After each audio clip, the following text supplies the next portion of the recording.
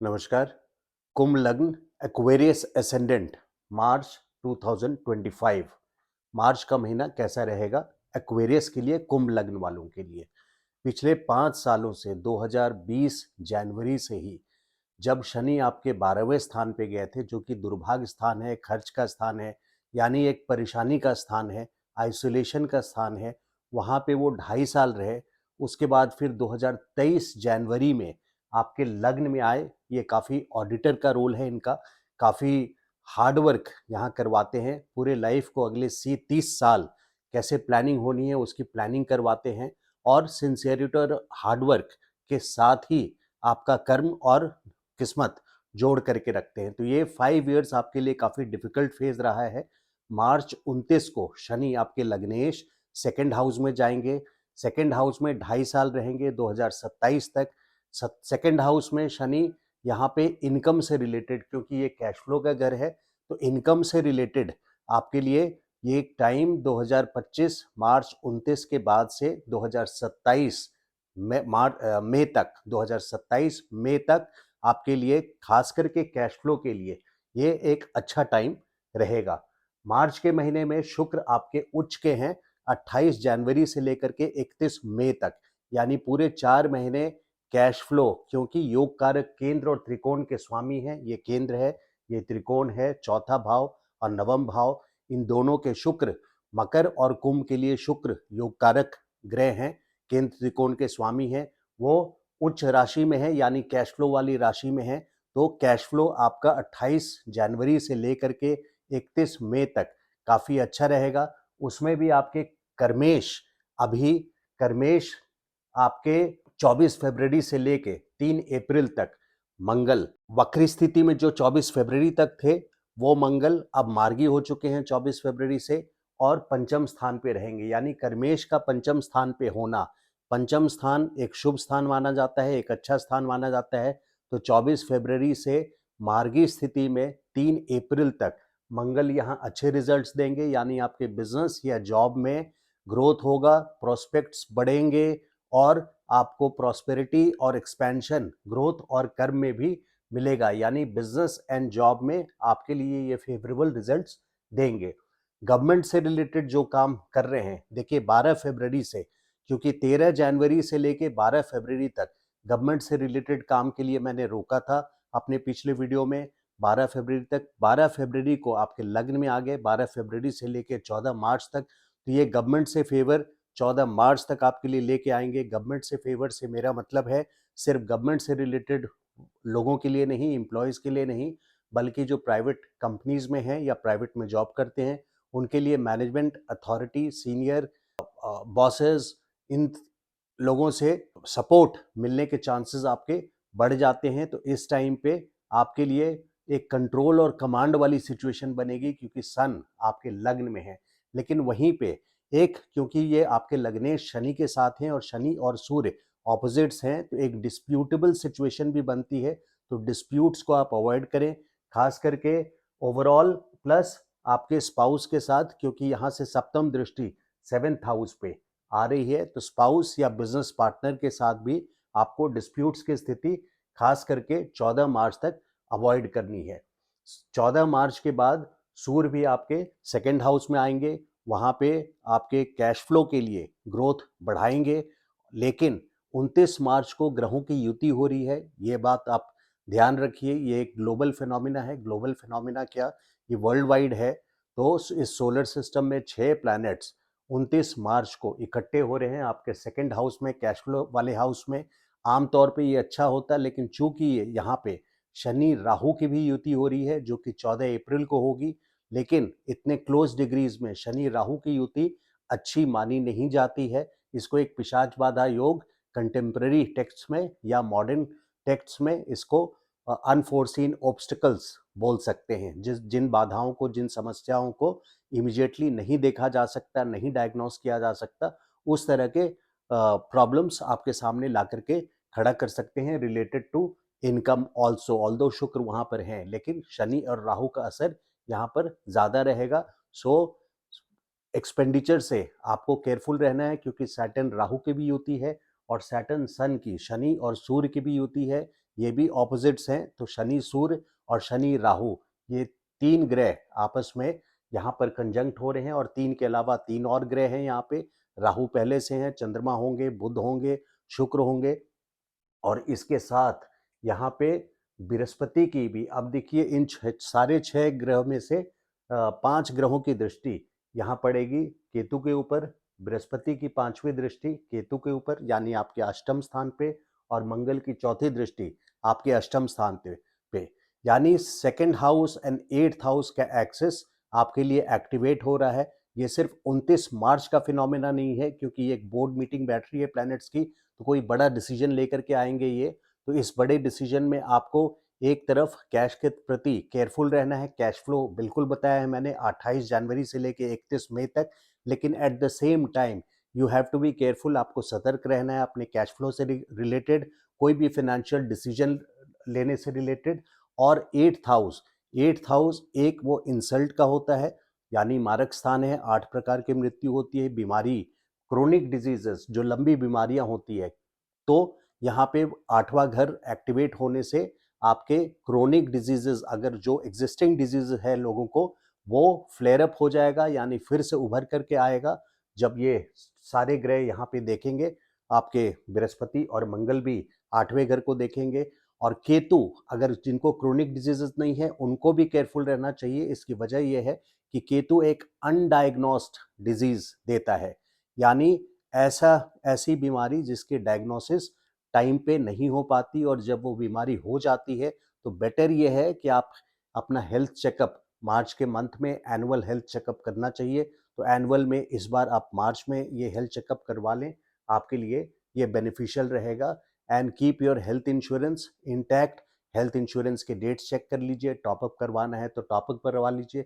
ऐसा मैं नहीं बोल रहा कि ऐसा होगा ही, बट इसकी, क्योंकि ज्योतिष अपने आप में कुंडली एक प्लानर के रूप में काम करती है, इसलिए जब 8वां घर 8th हाउस जब एक्टिवेट हो रहा है तो इन चीज़ों को करना इम्पॉर्टेंट हो जाता है। वहीं रियल स्टेट से रिलेटेड जिन लोगों का काम बचा हुआ है, अगर फ्लैट लेने की प्लानिंग है, प्लॉट लेने की प्लानिंग है, घर का रेनोवेशन कराना है, तो इन संबंधित मैटर से, सब्जेक्ट मैटर से आपको 14 मई तक डिसीजन आप ले लें।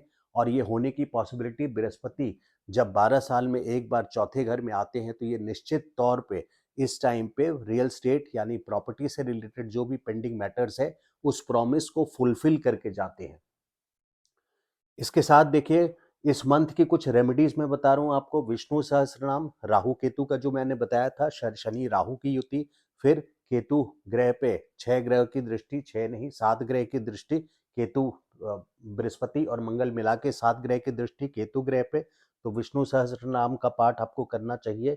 और शुक्र योग कारक है, इसके लिए आपको अगर अफोर्ड कर सकें तो डायमंड आप पहने, अफोर्ड नहीं कर सकते हैं तो अमेरिकन डायमंड, जिरकॉन भी बोलते हैं, उसका रिफ्रैक्टिव इंडेक्स भी 4.54 होता है डायमंड की तरह। तो डायमंड स्पेशल इसलिए होता है कि उसकी लाइट की एक रिफ्रैक्शन होती है, जिससे आप उसके दूसरे तरफ देखेंगे तो सातों कलर्स, आपको रेनबो कलर्स जितने हैं वो सारे दिख जाएंगे। आप कभी डायमंड को या अमेरिकन डायमंड को भी आप ले करके उसके थ्रू लाइट पास करें और पेपर पे देखें तो सारी लाइट्स आपको उस पेपर पे नजर आएगी। तो अमेरिकन डायमंड भी आप पहन सकते हैं और जिरकॉन भी, लेकिन ये cosmetic American diamond cosmetic year rings में आपने पहन लिया, वो एस्ट्रोलॉजिकल ज्योतिष काम नहीं करेगा। वो एसेंशियली रिंग या लॉकेट में होना चाहिए, जो ज़रूरी नहीं है स्किन को टच करे, लेकिन नीचे का बेस लॉकेट का या रिंग का वो ओपन होना चाहिए ताकि लाइट उसके थ्रू पास करे, स्किन पर पड़े। अवॉइड ब्लैक कलर, शनि वालों के लिए देखिए ब्लैक कलर शनि की पावर को और बढ़ाना अच्छा नहीं है। शनि ऑडिटर हैं, हार्ड टास्क मास्टर हैं, सिंसियर हैं, डिसिप्लिन हैं, और शनि की ताकत को आप ना बढ़ाएं, बहुत स्लो और फ्रस्ट्रेटिंग डिलेइंग रिजल्ट्स देते हैं। इसलिए शनि की ताकत को आप ना बढ़ाएं ब्लैक कलर पहन करके, खास करके शनिवार के दिन तो बिल्कुल ना पहने। इसके अलावा कोई भी आप अगर ऐसे घर में रह रहे हैं जिसका नंबर 4 या 8 हो, या इन इवन अगर 13 हो सपोज, तो 3 + 1 4 हो जाता है, 17 हो तो 7 + 1 8 हो जाता है, 22 हो तो 4 हो जाता है, 26 हो तो 8 हो जाता है। तो कोई भी नंबर 4 या 8 जिसका टोटल बनता हो, ऐसे घर में ना रहें। और ऐसे घर में रह रहे हैं तो फिर मेरा एक वीडियो है न्यूमरोलॉजी का, उस वीडियो को देखिए और नंबर्स के पावर्स कैसे बढ़ाने हैं उस वाइब्रेशन को, उस पे आप वर्क कर सकते हैं। तो नंबर 4 एंड 8 के हाउसेस में भी और डेट्स भी, कोई भी डेट्स जैसे 4 तारीख को इनको अवॉइड करना है, 8 तारीख को, 13 तारीख, 17 तारीख, 22 तारीख और 26 तारीख। इन डेट्स को मंथ में आप अवॉइड करें और सूर्य नमस्कार आपको रोज नियमित तौर पे करना चाहिए पूरी लाइफ, और सूर्य को जल चढ़ाएं। पंचांग के कुछ डेट्स हैं, देखिए पूर्णिमा 13 मार्च को पड़ रहा है, तो 13 मार्च की रात्रि यानी 14 मार्च के सुबह तक है 12:23। रात्रि 13 मार्च को 10:35 सुबह से ही 12:23 14 मार्च को। तो और छोटी होली भी 13 मार्च को ही है। होलिका दहन का जो मुहूर्त है वो 11:26 से लेकर के 12:30 बजे सुबह तक है। तो 14 मार्च को होली का त्योहार मनाया जाएगा और वहीं पे 14 मार्च को होली के दिन ही चंद्र ग्रहण भी है। पूर्ण चंद्र ग्रहण के का जो समय है यानी टोटल इक्लिप्स का जो है वो सुबह फेज है 11:57 से 1:01 दोपहर तक। तो मंत्र जाप अगर कोई करना चाहते हैं, इस समय सिद्ध करना चाहते हैं, तो चंद्र ग्रहण का समय बहुत अच्छा रहेगा। होली का भी त्यौहार है तो इस टाइम पे आप ये कर सकते हैं। और हालांकि ये इंडिया में विजिबल नहीं होगा, और सोलर इक्लिप्स भी, पार्शियल सोलर इक्लिप्स आपको इंडिया में विजिबल नहीं है। ये Pacific zone, North America, South Africa, इन जोन्स में, पैसिफिक जोन्स में देखा जाएगा, बट इंडिया से विजिबल नहीं है। तो मार्च के महीने में कुंभ एक्वेरियस असेंडेंट वालों के लिए कुछ गुड डेट्स और केयरफुल डेट्स, इनको आप स्क्रीनशॉट पे, इस बोर्ड का स्क्रीनशॉट में शेयर करता हूँ कम्युनिटी सेक्शन में, इसको आप अपने मोबाइल पे सेव करके आप इसके अकॉर्डिंग प्लान कर सकते हैं। ये एक गाइड है। 1 एंड 2 मार्च को चंद्रमा आपके सेकंड में रहेगा, दूसरे भाव में रहेगा, जो कैश फ्लो का भाव है, तो कैश फ्लो की सिचुएशन बनती है। 3 मार्च से लेके 9 मार्च तक, 9 मार्च तक एवरेज टाइम है ये, क्योंकि चंद्रमा तीसरे, चौथे और 5वें घर से क्रॉस करेंगे, ट्रांजिट करेंगे। फिर 17 मार्च से 23 मार्च तक 9, 10th, 11th हाउस, ये आपके प्रोफेशन के लिए इंपॉर्टेंट है। प्रोफेशन यानी बिजनेस या जॉब फ्रंट से ये इंपॉर्टेंट एंड हैपनिंग फील कराएंगे। इस टाइम पे पॉजिटिव रिजल्ट्स मिलेंगे आपको। 26 तारीख को 3 बजे दोपहर से लेके 28 तारीख के 12 बजे दोपहर तक लग्न का चंद्रमा है यहाँ पे, ये भी एक एवरेज डेट है।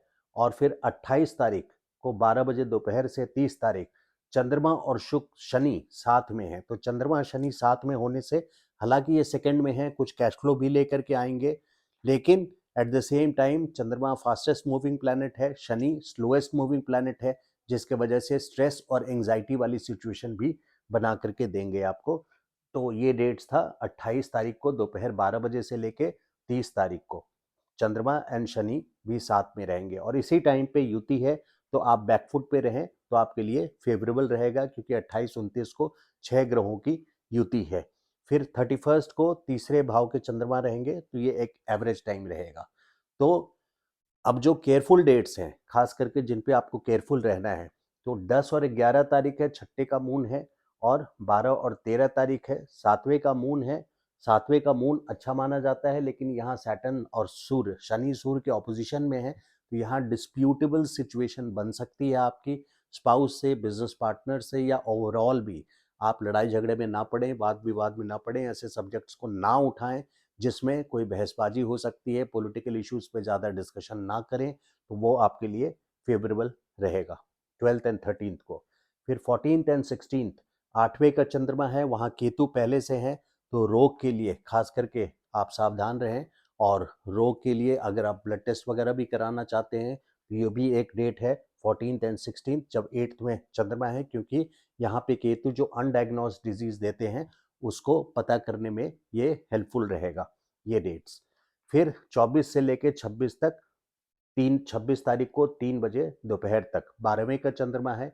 ये 24 तारीख से 26 तारीख 12वें का चंद्रमा यहाँ एक्सपेंसिव साबित हो सकता है, यानी खर्च करा सकता है आपसे, और किसी न किसी बहाने हॉस्पिटल के विजिट्स भी करवा सकते हैं। देखिए एक्चुअली क्या है कि 26 से 30 तक, यहाँ 24 से 26, फिर 26 के बाद से 24 से 26 और 26 के बाद भी, यानी 28, 29, क्योंकि 6 ग्रहों की युति है और सब के सब ग्रह यहाँ पे 8वें घर को देख रहे हैं, मारक स्थान को देख रहे हैं, इसलिए इसके वजह से आपको खास करके सिर्फ हेल्थ के प्रति नहीं, ओवरऑल ही केयरफुल रहना चाहिए। डिस्प्यूट्स या किसी भी और तरह की परेशानी से आपको सजग रहना चाहिए। तो ये था मंथली वीडियो एक्वेरियस एसेंडेंट वालों के लिए मार्च 2025। अगर आपको ये वीडियो अच्छा लगा तो प्लीज़ लाइक कीजिए and subscribe to my channel kindly. Thank you so much. नमस्कार।